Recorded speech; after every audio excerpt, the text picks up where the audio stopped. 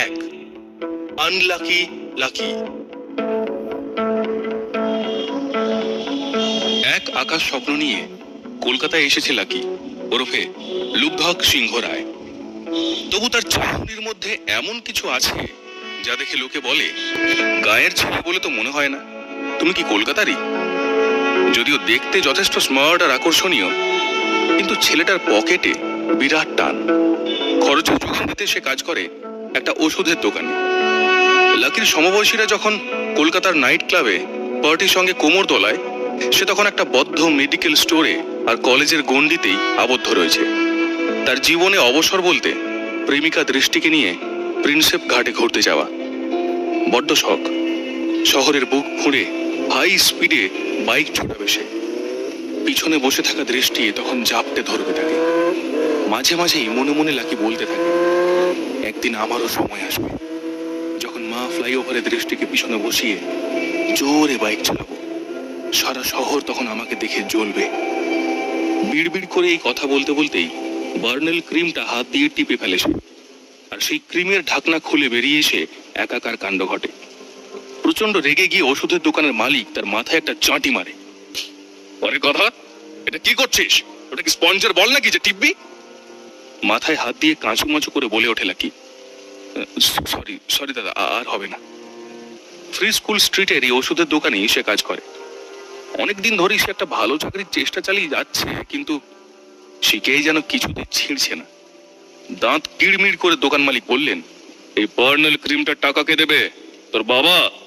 এটার দামের ডবল টাকা তোর মাইনে থেকে কাটা হবে, তাহলে পরের বার এমন কাজ করার আগে দুবার ভাববি। ক্রিমটা লাকির হাত থেকে কেড়ে নিয়ে তার মাথায় আর একটা ছেঁটি মারতে গিয়েও থেমে গেলেন মালিক। আর তখনই দোকানের ফোনটা বেজে উঠল।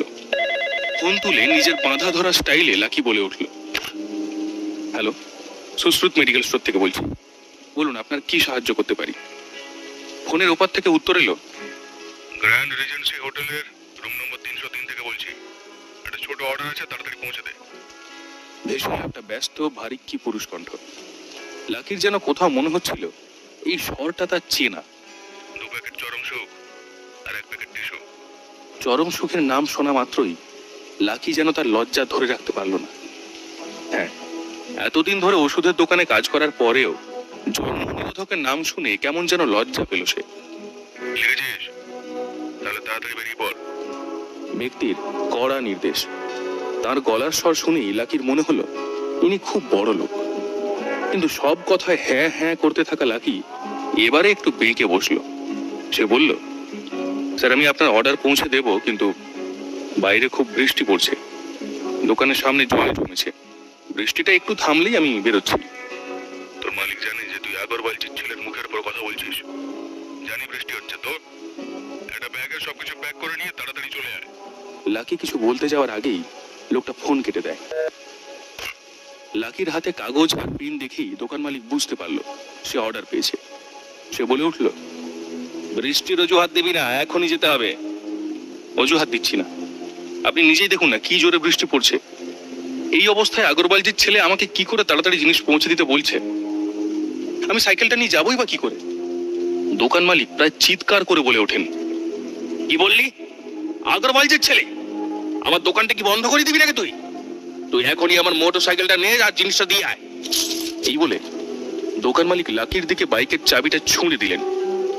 এতদিন পর বাইক চালাতে পারবে এই ভেবে লাকির এত ভালো লাগলো, কিন্তু বৃষ্টিতে যদি বাইক মাঝপথে খারাপ হয়ে যায় তাহলেও তো জুটবে বকুনি। এতদিন ধরে কাজ করেও সে একটা বাইক কিনতে পারেনি। মাইনে এতটাই কম যে ঘর ভাড়া, ইলেকট্রিক বিল, দুবেলা খাবার খরচ আর দৃষ্টিকে নিয়ে ঘুরতে যাওয়ার খরচার যোগান দিতেই সব শেষ হয়ে যায়। তবে বাইক স্টার্ট দিলেই তার দৃষ্টির কথা মনে পড়ে। লাকি, 2 মাসের মধ্যে বাইক না কিনলে আমি কিন্তু ব্রেকআপ করে দেবো। যখনই দৃষ্টির মুখ থেকে এই কথা শুনে মুচকি হাসে লাকি। আসলে দৃষ্টিরও লাকিকে জড়িয়ে ধরে বাইকে ঘোরার খুব শখ। আর লাকির এই ছন্নছাড়া জীবনে দৃষ্টি ছাড়া আর কেউই ছিল না। সে খুব ভালো করেই জানতো যে দৃষ্টি তাকে ছেড়ে থাকতে পারবে না, তাই ব্রেকআপের তো প্রশ্নই ওঠে না। শুধু বাইক কেন, দৃষ্টিকে সে প্লেনে করে ঘোরাতে চায়। কিন্তু বাদ সাধ ছিল মাত্র 8,000 টাকার মাস মাইনে। তবে আজ একটা সুবর্ণ সুযোগ আছে। তাড়াতাড়ি ওষুধটা পৌঁছে দিতে পারলেই দৃষ্টিকে মালিকের বাইকে চাপিয়ে ঘুরতে পারবে সে। রাতের বৃষ্টি ভেজা কলকাতা শহরটা দৃষ্টিকে দেখাতে পারবে। দৃষ্টির পিজিতে তাড়াতাড়ি যাওয়ার কথা মাথায় রেখেই হোটেলের সামনে বাইকটা পার্ক করলো সে। সোজা রিসেপশনে গিয়ে বলল, সুশ্রুত মেডিকেল স্টোর থেকে এসেছি। 303 নম্বর রুম থেকে একটা অর্ডার ছিল। রিসেপশনিস্ট লাকির হাতে থাকা কালো ব্যাগ দেখে মৃদু হেসে বলল, 3 তলায়। আর শোনো, রেনকোটটা এখানে খুলে রেখে যাও। ঠিক 5 মিনিট পর 303 নম্বর রুমের কলিং বেল বাজালো লাকি। দরজা খোলার সাথে সাথেই সে ব্যাগটা দিয়ে বলল, সুশ্রুত মেডিকেল স্টোর থেকে এসেছি, আপনার অর্ডার। আর কিছু বলার আগেই যেন তার পায়ের তলার মাটি সরে গেল। চোখের সামনে সে যা দেখলো তা যেন বৃষ্টি ভেজা রাতে মাথায় বাজ পড়ার মতোই। তার সামনে দাঁড়িয়েছিল একটি মেয়ে। এলো চুল ভেজা কাঁধের ওপরে ছড়িয়ে যেন তাকে পরীর মতো লাগছে। তার গায়ের মিষ্টি গন্ধ জানান দিচ্ছিল সে সবে স্নান করে এসেছে। আর সেই মেয়ে আর কেউ নয়, তারই গার্লফ্রেন্ড দৃষ্টি। লাকি যেন তার চোখকে বিশ্বাস করতে পারছিল না। একবার চোখটা বুজে ফের খুলল, কিন্তু সামনেই দৃষ্টি দাঁড়িয়ে ছিল। লাকি আমতা আমতা করে বলল, দৃষ্টি, তুমি এখানে কি করছো? খুব রাগের সুরে দৃষ্টির পাল্টা জবাব, তুমি কি আমাকে ফলো করতে করতে এখানে এসেছো? দৃষ্টি ভাবতেও পারেনি যে লাকি আজ এখানে আসবে, তাও আবার জন্ম নিরোধকের ডেলিভারি বয় হিসেবে। সকাল থেকে দৃষ্টি লাকির একটাও মেসেজের রিপ্লাই দেয়নি, ফোনে কথা পর্যন্ত বলেনি। ও মনে মনে ভেবেছিল পরের দিন দেখা করে জানাবে যে শরীর ভালো ছিল না। কি হয়েছে বেবি, কার সঙ্গে কথা বলছো? হঠাৎই পিছন থেকে একটা ছেলে এসে দৃষ্টির গা স্পর্শ করে তার পাশে দাঁড়ায়। লাকি তাকে দেখা মাত্রই চিনতে পেরেছিল। গর্জন করে লাকি বলে উঠল, রাহুল, তোর সাহস কি করে হয় আমার দৃষ্টিকে স্পর্শ করার? ওর প্রচন্ড ইচ্ছে করছে রাহুলের দাঁতগুলো ঘুষি মেরে ফেলে দিতে। না না, দাঁত নয়, তার থেকে অন্ধ করে দিক রাহুলকে। লাকির দৃষ্টির দিকে যেন আর চোখ তুলে তাকাতে না পারে। এই রাহুলই সেই আগরওয়ালজির সুপুত্র। লাকি, দৃষ্টি এবং রাহুল তিনজনেই এক কলেজে পড়াশোনা করে, যার মালিক রাহুলের বাবা মিস্টার পবন আগরওয়াল। দৃষ্টি আবার রাহুলের বাবার অন্য একটি কোম্পানিতে পার্ট টাইম কাজও করে। বহুদিন ধরেই দৃষ্টির পিছনে পড়েছিল রাহুল। লাকি দৃষ্টিকে বারবার সতর্ক করেছিল রাহুলের থেকে দূরে থাকতে, কিন্তু তার জবাব ছিল সে আর রাহুল স্রেফ বন্ধু, ভালো বন্ধু। বন্ধুত্ব যে এমন জায়গায় পৌঁছে যাবে তা স্বপ্নেও কল্পনা করতে পারেনি লাকি।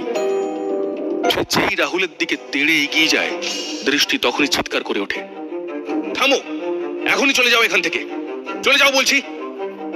দৃষ্টির মুখ থেকে এই কথা শুনে লাকির নিজের কানকে বিশ্বাস হয় না।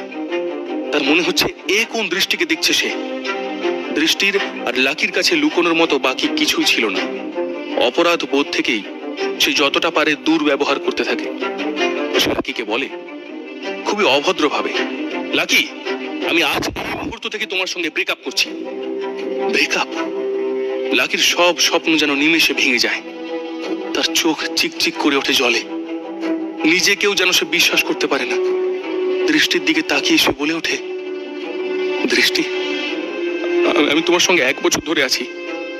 তোমাকে নিয়ে ঘুরবো বলে বাইক কেনার জন্য দিন রাত পরিশ্রম করে যাচ্ছি, আর তুমি বলছো ব্রেকআপ?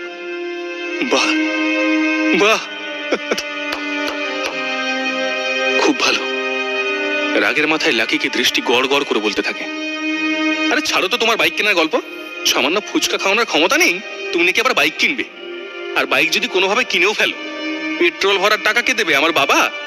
যত সব নাটক। 8,000 টাকা মাইনে পেয়ে মাস চলে না, সে নাকি আবার বাইক কিনবে। তোমার সাথে যখন কোনো মলে যাই, লোকে তখন হাসে। আমি এমন জীবন বাঁচতে চাই না, তোমার মতো অভাবী জীবন চাই না আমি। আমার অনেক স্বপ্ন আছে। তুমি তো আমাকে ফাঁসিয়েছিলে। থ্যাংক গড যে রাহুল আমাকে সেখান থেকে বের করে নিয়ে এসেছে। রাহুল আমার পাশে দাঁড়িয়েছে, তাই এখন থেকে ওই আমার বয়ফ্রেন্ড। দৃষ্টির পিঠে একটা চুমু খেয়ে জিজ্ঞেস করলো রাহুল, আচ্ছা, তাহলে শোনা, তোমার এই মুহূর্তের প্রাক্তন প্রেমিকই কি আমাদের জন্য চরম সুখ নিয়ে এসেছে? How sweet. তারপর লাকির হাত থেকে কালো ব্যাগটা নিয়ে সেখান থেকে চরম সুখের প্যাকেটটা বের করে সেগুলো উপরের দিকে ছড়িয়ে দিল সে। তারপরই দুজনে হাসিতে ফেটে পড়ল। লাকিকে রাহুল বলে উঠল, ভাই, আমি তোর মতো দুর্ভাগা এই দুনিয়ায় আর দেখিনি। লাকি তখন চুপ, অপমানে তার চোখে জল, কিন্তু কোনো উত্তর সে দিতে পারছে না। কত কিছু ভেবে এই মুষলধারে বৃষ্টিতে কাকে ভেজা ভিজে তড়িঘড়ি এখানে ডেলিভারি করতে এসেছে। দৃষ্টিকে নিয়ে এসে কত কিছু ভেবেছিল, কিন্তু সে সবই যেন বিষ বাঁ জলে। রাগ আর দুঃখে দৃষ্টির দিকে সে একবার তাকালো, দুই হাত মুঠো করে সেখান থেকে চলে গেল। রাহুল বলে উঠল, আরে পয়সাটা তো নিয়ে যা, সবই কি ফ্রিতে দিয়ে যাবি নাকি? কিন্তু সে আর কোনো কথাই শোনার অবস্থায় নেই। কোনো কথাই যেন কানে যাচ্ছে না তার, শুধুমাত্র দৃষ্টির কথাগুলো তার কানে বাজছে। সব যেন প্রতিধ্বনিত হয়ে কিরকম একটা হিজিবিজি শব্দ তার কানে ভাসছিল। দৃষ্টি যে তার সঙ্গে এমন বিশ্বাসঘাতকতা করবে তা স্বপ্নেও ভাবতে পারেনি লাকি। যাকে নিয়ে এত স্বপ্ন সে দেখলো, এত কিছু করার চেষ্টা করলো, প্রতিদানে এই দিন দেখতে হবে তা বিশ্বাস হচ্ছিল না তার। সে এতটাই হতাশ হয়ে পড়েছিল যে অঝরে কাঁদতে শুরু করে দেয়। লিফট ছেড়ে সিঁড়ি দিয়ে নিচে নামে সে। সিঁড়ির ধাপ যত এগোতে থাকে ততই কাঁদতে থাকে লাকি। জীবনে সে প্রথমবার প্রেমে পড়েছিল, কিন্তু টাকার অভাবে যে শুধু প্রেম নয়, পুরো জীবনটাই নষ্ট হয়ে গিয়েছে। বারবার সেই কথাই মনে হচ্ছে তার। হোটেল থেকে বেরিয়ে আসতেই লাকি দেখলো বাইরেটা ঘুটঘুটে অন্ধকার। হঠাৎই প্রবল ভাবে বিদ্যুৎ চমকে উঠল। তার কিছুক্ষণের মধ্যেই আবারও মুষলধারে বৃষ্টি নামল। তবুও সেই বিদ্যুৎ চমকানি যেন তার জীবনে কোথাও একটা আশার আলো বলে মনে হচ্ছিল। মন তার ভেঙে চুরমার হয়ে গিয়েছে ঠিকই, কিন্তু দৃষ্টির স্বরূপ তো আজ সে দেখতে পেল। যাকে নিয়ে ঘর বাঁধার স্বপ্ন দেখছিল, সে ঘরে এলে যে তা ধ্বংস হয়ে যেত। ভাগ্যিস আগে ভাগেই সেই স্বপ্নের শেষ হলো। এটা ভেবে কোথাও যেন লাকি খানিক খুশি হচ্ছিল। এই দুঃখ যে ভবিষ্যতে তাকে সুখ দেবে তা অনুভব করতে পারছিল সে। তবু দুঃখ তো ছিলই, নুন আনতে পান্তা ফোরানোর যে দুঃখ, তার থেকে বেশি আর কি বা হতে পারে। এই ছেঁড়া প্যান্ট পরে ঘুরে বেড়ানো, একবেলা খাবার জুটলে আর একবেলা জল খেয়ে পেট ভরানোর দুঃখ। ভালো চাকরির জন্য দৌড়ে দৌড়ে জুতোটা পর্যন্ত ছিঁড়ে গিয়েছে, কিন্তু কেউ তাকে কাজ দেয়নি। ভাঙা হৃদয়কে সান্ত্বনা দিতে গিয়ে সে ভাবল, দৃষ্টির জন্য তো আর টাকা খরচ করতে হবে না, তাতে তো অবস্থার কিছুটা উন্নতি হবে, কিন্তু তাতে তো আর ধনী হওয়া যায় না। আকাশের দিকে তাকিয়ে সে জোরে চিৎকার করে উঠল, হে ভগবান, এত দুঃখ কেন দিচ্ছ আমাকে? আর কত দুঃখ দেবে? তার আওয়াজ শুনে আশেপাশে দাঁড়িয়ে থাকা মানুষজন একটু থতমত খেয়ে গেল। লাকির চোখের জল যেন বৃষ্টির জলের সঙ্গে মিশে গেল। ঠিক তখনই তার ফোনে টিং করে একটা মেসেজ ঢুকলো। মেসেজটা দেখা মাত্রই লাকির কান্না, দুঃখ সব মুহূর্তের মধ্যে উধাও হয়ে গেল। হাসতে হাসতে সে তখন বৃষ্টির মধ্যেই নাচতে শুরু করে দিল। কি এমন হলো তার সঙ্গে? এই কান্না, এই হাসি, দৃষ্টির কোনো মেসেজ? সে তো ক্ষমা চেয়ে লাকির কাছেই ফিরে আসছে। আসলে মেসেজে লেখা ছিল, উত্তরাধিকার সূত্রে সিংহরায় পরিবারের অধিগ্রহণ করা সব জমি ও সম্পত্তির মালিক এখন থেকে লুব্ধক সিংহ রায়। এখন বয়স অনুযায়ী তিনি এই সমস্ত সম্পত্তির মালিক হতে পারবেন। এ আবার কেমন মেসেজ? কে এই লাকি? কি তার আসল পরিচয়? উত্তরাধিকার সূত্রেই বা সে কে? হঠাৎ করেই কি তার জীবনের পাশা উল্টে গেল?